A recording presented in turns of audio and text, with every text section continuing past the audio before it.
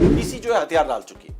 आज डीसी का 10 विकेट से हारने का मतलब है इनका मनोबल जो है पूरी तरीके से टूट चुका है। और मैंने आपको एक बात की थी कि यार मुझे ना मिचेल स्टार्क के बिना मुझे इनकी टीम, आपने कहा था कि आपको लग रहा है दिल्ली जीतेगी, मतलब दिल्ली जीतेगी लेकिन मिचेल स्टार्क के बिना वो बंदा बहुत बड़ा रोल अदा कर रहा था यहाँ पर। और देखो चमीरा आया, मुस्तफिजुर आया, कोई इंपैक्ट नहीं था उनका, कोई कुछ कर ही नहीं पाया। यहाँ पे साई को और गिल को अगर आप देखो ये ब्रेक के बाद आ रहे हैं, 7-8 दिन के ब्रेक के बाद आ रहे हैं, थोड़ा सा रस्टी होने की चांसेस ज्यादा थे, लेकिन वो कहीं से रस्टी नजर नहीं आए और आपका इन्होंने जो है बेड़ा गर्क कर दिया। तो इसका मतलब ये दिल्ली रस्टी नजर आ रही है। हाँ, दिल्ली रस्टी नहीं, इनको रस्टी कर दिया इन्होंने रस्टी कर दिया। तो और ज्यादा हाँ, तो ये मुझे लग रहा है कि जिस तरीके की बैटिंग इन्होंने की है, रस्टीनेस तो दूर है, मुस्तफिजुर रहमान और बाकी चमीरा पे भी सवाल उठता है कि आप इन दोनों यंगस्टर्स को बिल्कुल परेशान नहीं कर पाए। तो ये आप सूझबूझ देखो, एक टाइम बीच में ऐसा था जब दिल्ली बड़ी स्लो थी और कई मेरे ख्याल से 15-20 गेंदों में एक भी चौका नहीं आया था। जब उन्होंने अक्षर पटेल को चौका मारा साई सुदर्शन ने, मेरे ख्याल से 8वें या 9वें ओवर में, उस बीच 2-3 ओवर में चौके भी नहीं आ रहे थे, बहुत धीमी हो गई थी इनकी बैटिंग। हाँ, करीब 11 के करीब उनका आस्किंग रेट पहुंच गया था। तो वहां लग रहा था कि शायद अब कुलदीप यादव और विप्रत जो है यहाँ पर जो है इंपैक्ट डाल के इन पे रन गति पे ब्रेक्स लगा के प्रेशर ला सकते हैं, लेकिन जैसे ही पेस बॉलर आए फिर खुल गया। तो मुझे लगता है कि बिना मिचेल स्टार्क के दिल्ली को बहुत ज्यादा चोट लगी है, बहुत ज्यादा चोट, और इस चोट की कोई मरहम पट्टी अब नहीं हो सकती।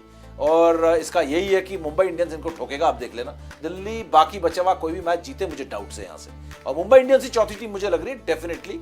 और 18 पे अगर मुंबई इंडियंस फिनिश करती है तो हो सकता है कि टॉप 3 फिनिश कर दे, लेकिन टॉप 2 तो मुश्किल ही लग रहा है, क्योंकि टॉप 2 तो मुझे लग रहा है कि जीटी के साथ आरसीबी या फिर पंजाब किंग्स में से एक क्वालिफाई, एक दोनों में से जो भी अपना अपना मुकाबला एक मैच जीते 19 हो जाएगा, बिल्कुल वो टॉप 2 हो ही गए यहाँ पर, एग्जैक्टली है ना। और मुंबई इंडियंस मेनली क्या कि 18 तक पहुंच सकता है, अगर जीटी भी एक जीतती है तो वो 20 हो जाएगी, बिल्कुल। तो मुझे लग रहा है गुजरात, पंजाब, आरसीबी तीनों में से जो भी एक मैच जीतता जाएगा वो टॉप 2 वाला स्पॉट जो है पक्का करेगा, और मुंबई के लिए टॉप 2 के चांसेस जो है वो खत्म हो जाएंगे।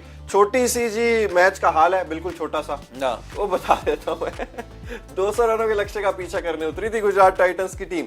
साई सुदर्शन 61 गेंदे, 108 नॉट आउट, 12 चौके 4 छक्के, 177 का स्ट्राइक रेट। शुभमन गिल 53 गेंदे, 93 रन, नॉट आउट, 3 चौके 7 छक्के, 176 के आसपास का स्ट्राइक रेट यहां पर उनका रहा है, और 10 विकेट से इस मुकाबले को जीत लिया है गुजरात टाइटंस ने।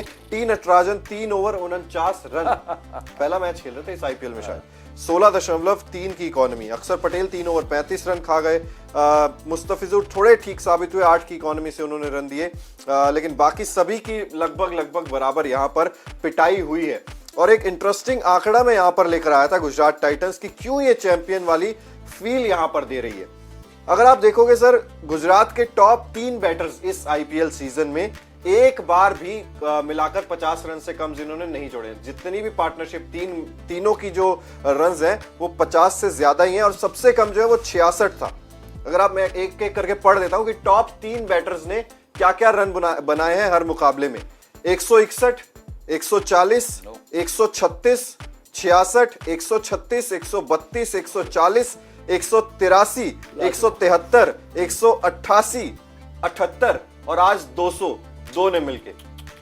ये है टॉप 3 का प्रदर्शन गुजरात टाइटंस। 205। बाप रे बाप। क्रिकेट की हर बड़ी खबर, हर बड़े अपडेट और लाइव डिस्कशन के लिए जुड़िए मेरे साथ सिर्फ India TV cricket YouTube channel पर।